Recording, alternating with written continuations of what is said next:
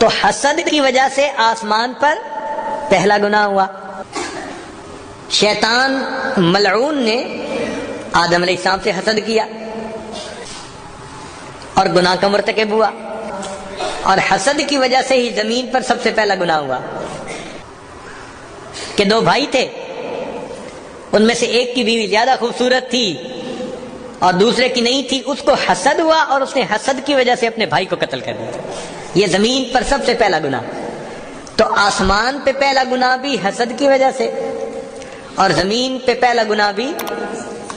اس لیے نبی علیہ السلام نے تعلیم دی وَلَا تُحَاسَدُوا، تم حسد نہ کرو. حدیث مبارکہ سن لیجئے ذرا، غور کرنے کی بات ہے. لا یجتمع فی جوف عبد الایمان والحسد، بندے کے دل میں دو چیزیں جمع نہیں ہو سکتی، ایمان اور حسد. حسد آتا ہے تو ایمان رخصت ہو جاتا ہے. یہ دو چیزیں اکٹھی نہیں ہو سکتی. لہذا جو اپنے دل میں حسد محسوس کرتے ہیں وہ اپنے ایمان کی خیر منائیں، کیونکہ نبی علیہ السلام نے فرمایا کہ ایمان اور حسد یہ دو چیزیں ایک دل کے اندر جمع نہیں ہو سکتی.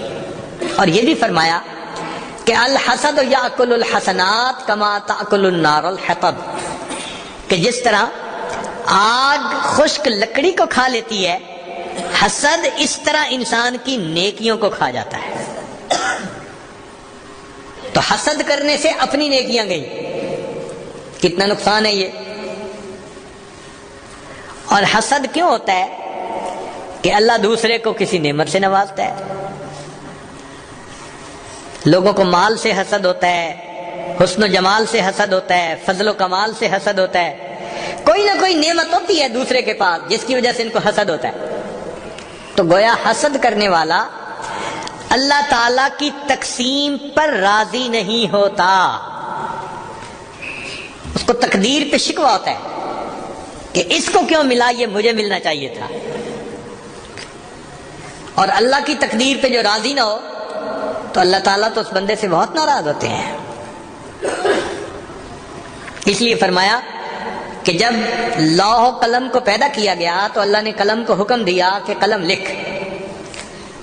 تو قلم نے لکھا لا الہ الا انا محمد رسولی، یعنی اللہ کی طرف سے لکھا جا رہا ہے میرے سوا کوئی معبود نہیں، محمد صلی اللہ علیہ وسلم میرے رسول ہیں.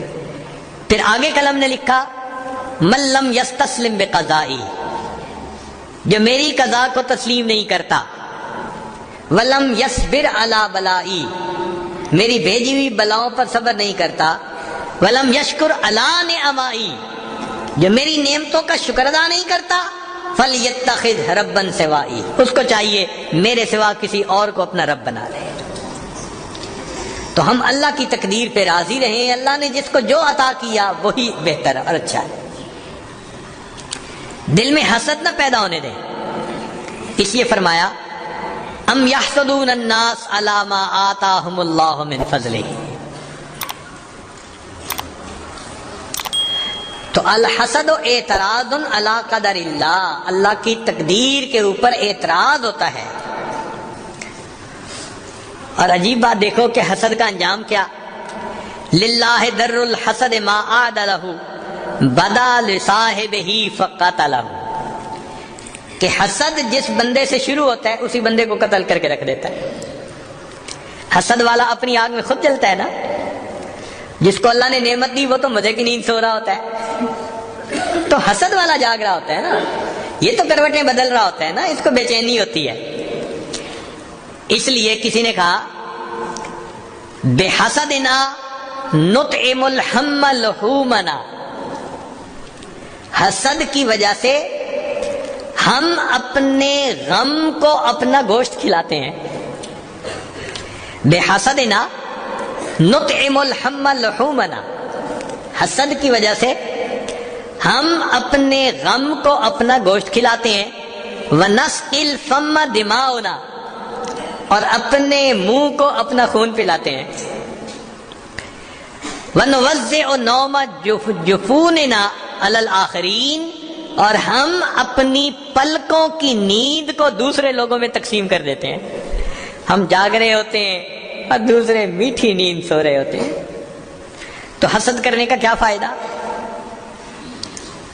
اس لیے حسد کی نگاہ سے کبھی کسی کو نہ دیکھیں. فلا تراقب بعین الحسرت او الفضول ما عند الاخرین فانه یورث الحسد.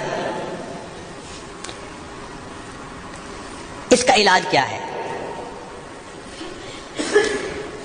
اس کا علاج ایک تو ہے کہ انسان دعا کرے.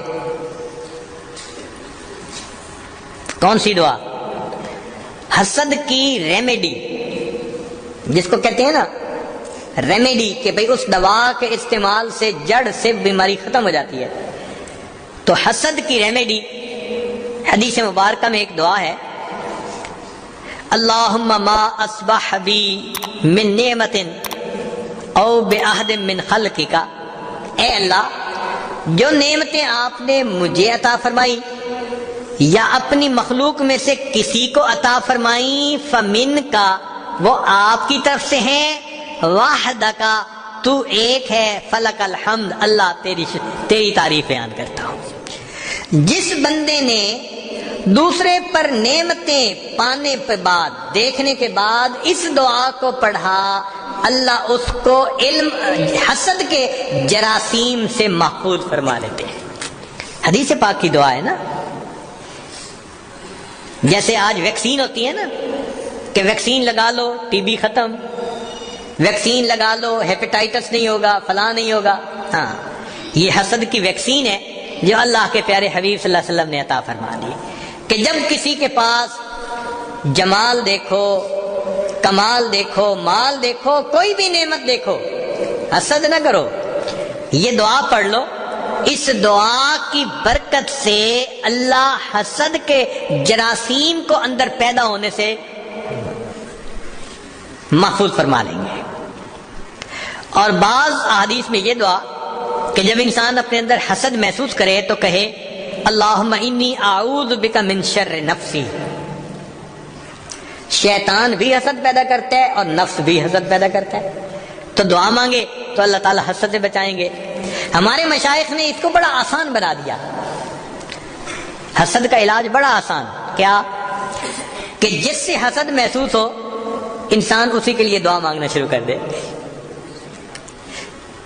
40 دن نہیں گزر سکتے. ہمارا تجربہ تو یہ ہے کہ 3 دن نہیں گزرتے. بڑے لوگ آتے ہیں، بڑا حسد ہوتا ہے جی فلاں سے. اچھا بھائی 3 دن اس بندے کے لیے دعا مانگو، دعا کا لفظ نہیں نکلتا. جس کے بارے میں دل میں اتنا کینہ، اتنا حسد، اتنا بغض، اتنا دل بند، اس کے لیے دعا کہاں سے نکلے؟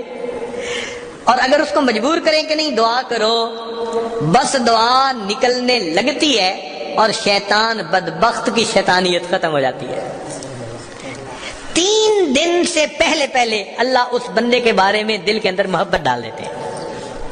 یہ مجرب نسخہ ہے، استعمال کر کے دیکھ لیں. کوئی بھی بتایا آپ کو تو آپ اس کو یہ نسخہ تجویز کر سکتے ہیں کہ بھئی جس سے حسد محسوس ہوتا ہے اس کے لیے دعا کرو، 3 دن سے پہلے اللہ حسد کی بیماری کو شفا عطا فرما دے.